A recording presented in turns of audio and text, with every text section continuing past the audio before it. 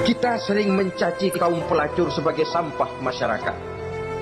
Tapi sadarkah kita bahwa pelacuran di bidang hukum, pelacuran di bidang intelektual, kadang-kadang pelacuran di bidang agama, dalam arti menjual ayat untuk membela yang salah dan menekan yang benar,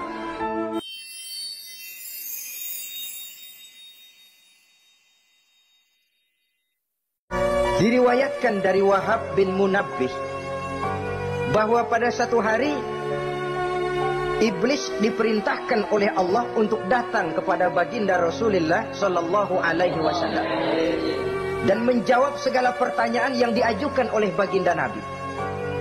Datang iblis dalam bentuk orang tua pakai tongkat.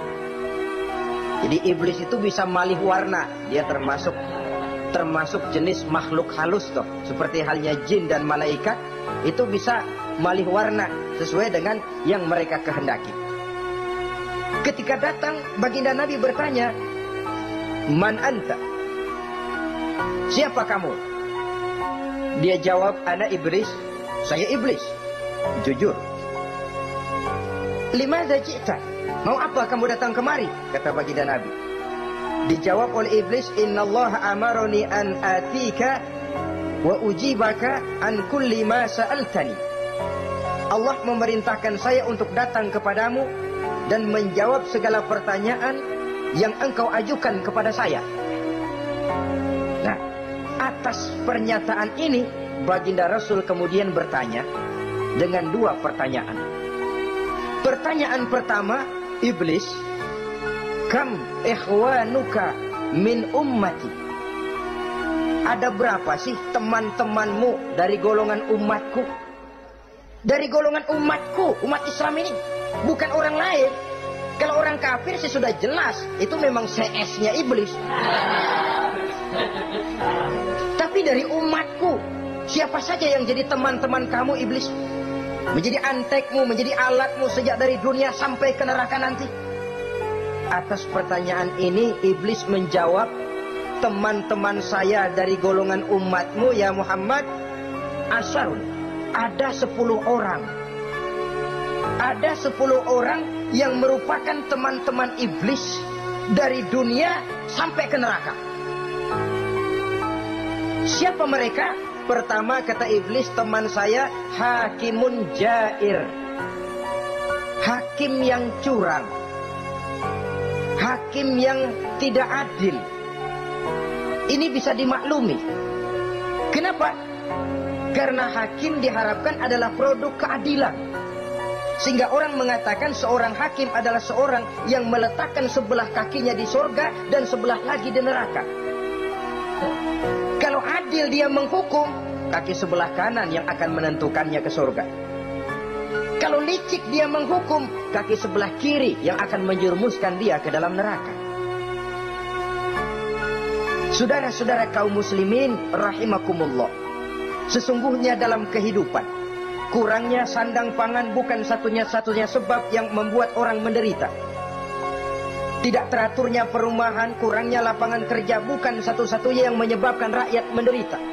Tapi lukanya rasa keadilan, tidak tegaknya hukum sebagaimana yang diharapkan, itu juga bisa menjadi sumber nestapa, bisa menjadi asal dari segala derita.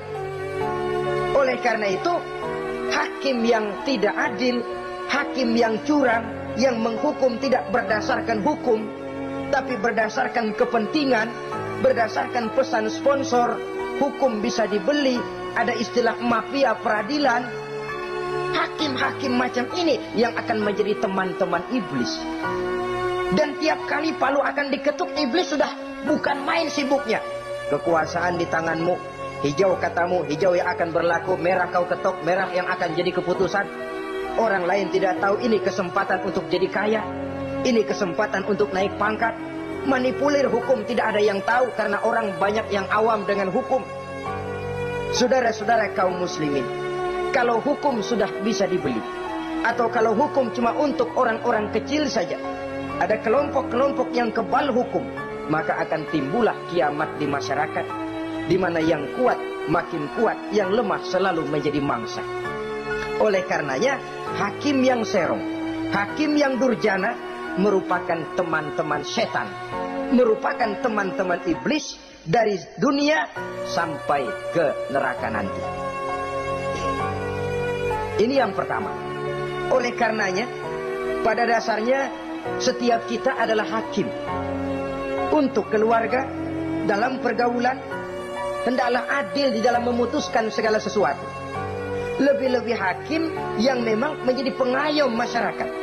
Bukankah lambang para hakim digambarkan dalam bentuk neraca yang berimbang? Tidak berat ke kiri, tidak juga berat ke kanan. Dalam arti objektif memberikan keputusan sesuai dengan hukum, sehingga masyarakat terlindungi. Dan hakim yang adil secara praktis adalah musuh daripada setan. Dimanapun setan dan iblis paling gak demen sama hakim yang adil. Itu merupakan musuh besar bagi setan. Yang menyalahkan yang salah, membenarkan yang benar. Walaupun yang salah orang besar, yang benar orang kecil. Dan kita memang oleh baginda Nabi diajarkan satu doa. Allahumma arinal haqqa haqqa warzuqna ittiba'ah. Ya Allah, perlihatkan kepada kami bahwa yang benar itu benar. Sebab sering kita lihat yang benar jadi tidak benar. Ini memerlukan kekuatan batin. Yang benar tampakkan kepada kami kebenarannya ya Allah. Sebab sekarang banyak ketidakbenaran yang dikamuflase. Banyak ketidakbenaran yang diberikan lipstick, sehingga kelihatannya menjadi benar. Ini baik doa ini saya pikir dibaca oleh para hakim. Allahumma arinal haqqa haqqa. Ya Allah, perlihatkan kepada saya bahwa yang benar itu benar. Dan tidak cuma sekedar itu, warzuqni ittiba'ah. Berikan kekuatan kepada saya untuk mengikuti kebenaran itu. Sebab kadang-kadang terjadi juga dia tahu yang benar itu benar, tapi tidak punya keberanian moral untuk mengatakan bahwa itu benar. Dia tahu itu barang yang hak, tapi tidak terpanggil mengikuti yang hak. Tidak punya kekuatan moral untuk mengikutinya. Lalu doa ini pun disambung, wa arinal batila batilan warzuqna ijtinaba. Wahai Allah, perlihatkan kepada kami bahwa yang batil adalah batil, bahwa yang salah adalah salah, bahwa yang munkar adalah munkar. Berikan kepada kami kekuatan untuk menjauhi yang munkar, yang batil, yang zalim.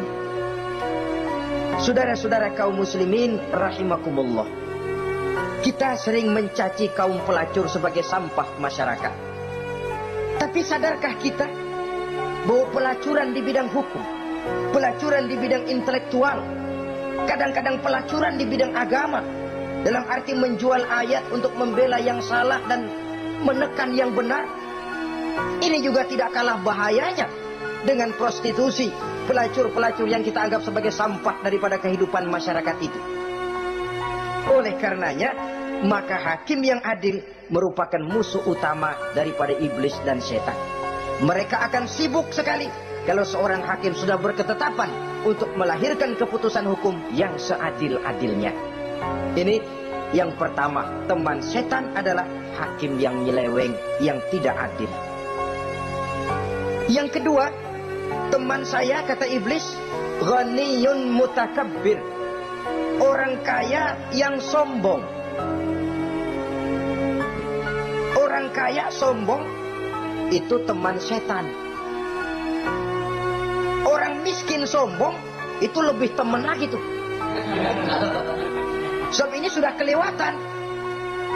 Kalau orang kaya sombong barangkali masih lumayan lah, memang kaya. Tapi kalau sudah miskin sombong, minta ampun. Orang kaya yang sombong adalah musuh iblis. Sebab pada hakikatnya tidak ada yang kaya dalam kehidupan ini kalau sudah bercermin kepada apa sih yang kita punya. Nabi Sulaiman karena merasa menguasai antara masyrik dan maghrib, satu hari pernah mohon izin kepada Allah. Ya Allah, saya mohon izin kepadamu untuk memberikan makan kepada seluruh makhluk-makhlukmu sekedar satu hari saja. Baik. Satu hari Nabi Sulaiman mau menjamin menanggung makannya semua makhluk. Karena merasa kaya. Baik, kata Allah. Lalu sibuklah Nabi Sulaiman mengadakan persiapan. Seluruh bala tentaranya, jin, binatang dikumpulkan, mengumpulkan makanan yang sebanyak-banyaknya, diatur di satu lapangan yang sangat luas. Sebab ini yang mau makan tentu tidak sedikit. Sudah selesai persiapan, kata Allah, sudah selesai Sulaiman?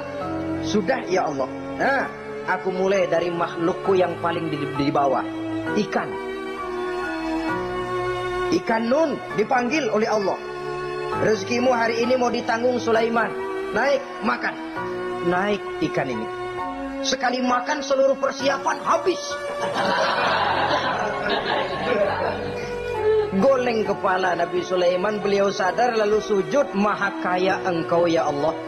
Boro-boro nanggung makanan semua makhluk hidup sehari, ikan satu nggak keurusan. Ini baru sekali makan, bagaimana nambahnya? Jadi apa sih yang kita anggap kaya ini? Maka orang kaya yang sombong pada hakikatnya kacang yang lupa akan kulitnya. Tidak ada yang kita bawa pada saat kita terlahir ke alam ini. Sebagaimana juga tidak ada yang kita bawa pada saat kita meninggalkan alam ini.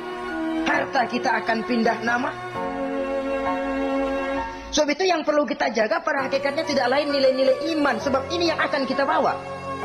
Cuma ironinya, karena iman itu abstrak, bukan benda, orang yang kehilangan iman tidak pernah ribut. Sebaliknya karena harta itu materi, benda konkret, orang yang kehilangan harta cepat merasa, cepat ribut. Motor hilang, ribut. Kenapa? Motor itu benda, kelihatan. Duit hilang, ribut. Televisi hilang, ribut. Kenapa? Benda. Tapi kalau iman yang hilang, wah kelihatannya tenang-tenang saja, Pak. Padahal ini usaha iblis, bagaimana orang kehilangan iman, menjadi kafir, masuk grup dia untuk menemani dia di dalam neraka nanti. Dia gelincirkan iman kita, dan kita sering tanpa terasa telah mengalami pergeseran nilai-nilai iman kalau tidak tergusur sama sekali. Cuma saya katakan tadi, oleh karena iman ini bukan benda, orang yang kehilangan iman kurang begitu merasa. Padahal ini yang paling berharga. Sebab ini yang akan kita bawa menghadap Allah. Orang itu kalau sudah yakhruju minad dunya bighairi iman, keluar dari dunia, meninggalkan dunia dan seluruh isinya, kembali menghadap Allah dengan tidak membawa iman, tempatnya jelas sudah. Itu yang paling kita khawatir. Pangkat jelas tidak kita bawa. Harta benda akan pindah nama jadi milik ahli waris kita. Tiba-tiba iman yang cuma satu itu tempat kita bergantung hilang juga dari diri kita. Dengan apa kita mau menghadap Allah? Dan kemalangan apa yang lebih besar dari orang-orang yang telah kehilangan iman pada saat dia menghadap Allah Subhanahu wa ta'ala. Karena itu saudara-saudara, terutama yang diberikan amanah berupa harta oleh Allah dalam kehidupan ini, bersyukurlah kalau saudara diberikan kepercayaan oleh Allah untuk menyalurkan rezeki kepada orang lain. Seperti keran yang nyimpen air tapi tidak untuk dirinya, disalurkan kepada yang memerlukannya. Rezeki dia cuma lewat tangan saya. Rezeki dia cuma lewat tangan saya. Berbahagialah orang kalau dipercayai Allah untuk menyalurkan rezeki kepada orang lain. Artinya agen. Yang ditunjuk jadi agen Allah, kok nggak bangga? Kalau sudah kemari cara berpikir, insya Allah rasa bakhil bin pelit alias medit bin koret. Itu insya Allah nggak ada. Kan kadang kita berpikir, yang nyari duit gue setengah mati, lu datang-datang mau minta aja pala lu. Kan itu toh kadang-kadang cara kita berpikir. Ya boleh jadi lalu terasa berat. Tapi kalau kembali kepada kesadaran, barangkali alhamdulillah rezeki dia cuma lewat tangan saya. Kalau saya nggak ngasih dia, barangkali nggak semudah ini saya dapat rezeki. Allah mudahkan rezeki saya karena saya sering membantu orang-orang yang memang memerlukan. Andai kata saya nggak membantu mereka, belum tentu rezeki selancar ini. Tidak lalu, enak aja. Peras keringat gua banting tulang, pergi pagi pulang sore, lu datang-datang nada aja. Berbahagialah orang jikalau sekali lagi dia dijadikan agen oleh Allah untuk menyalurkan rezeki kepada mereka yang memang memerlukannya. Kalau tidak ke arah itu kita berpikir, yang timbul bakhil. Bakhil lalu bermegah-megah dengan hartanya, timbul kesombongan. Senang lihat orang susah, lalu dia sendiri dengan hartanya cuma to show only, pameran. Lewat di kampung, senang kalau orang melotot, lihat mobilnya yang serba mengkilap, sepatunya yang serba mahal. Senang kalau, wah, semua gaya hidupnya serba jet set, wah. Senang betul kalau melihat orang sudah serba bengong melihat keadaan dia. Timbul takaburnya, sombongnya, ngenyek kepada yang lain. Maka orang kaya yang sombong, teman iblis, teman setan. Setan senang betul. Sebaliknya secara praktis, orang kaya yang rendah hati adalah musuh iblis. Saudara-saudara kaum muslimin rahimakumullah. Lain memang. Kalau kita diberikan ilmu di akhirat nanti, pertanyaan cuma satu, ilmumu kau amalkan untuk apa? Kalau kita diberikan umur panjang, pertanyaan akhirat satu saja, umurmu kau habiskan di mana? Tapi kalau sudah harta diberikan kepada kita, pertanyaan akhirat dua, min aina iktasabahu wa fima anfaqahu. Hartamu kau dapat dari mana, kau belanjakan kemana? Depan belakang ditanya. Yang ketiga, teman iblis itu tajirun khain, pedagang yang berkhianat. Baik kepada sesama teman pedagangnya karena ingin lebih maju dari yang lain. Terjadi persaingan yang tidak sehat di berbagai bidang bisnis,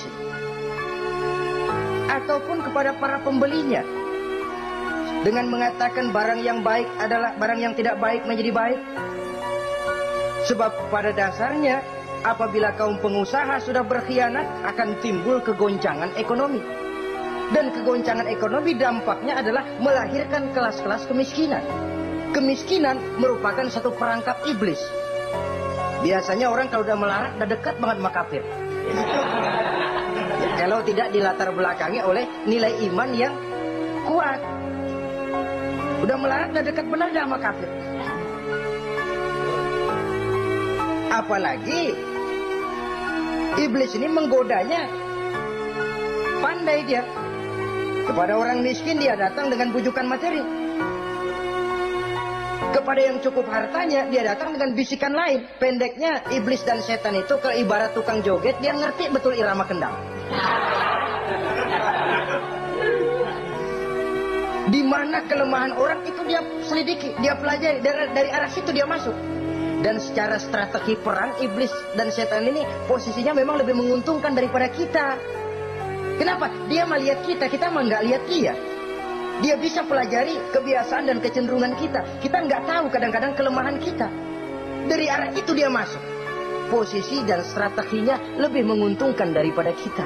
Inilah saja yang dapat kita sampaikan pada pertemuan kali ini. Mudah-mudahan ada manfaatnya.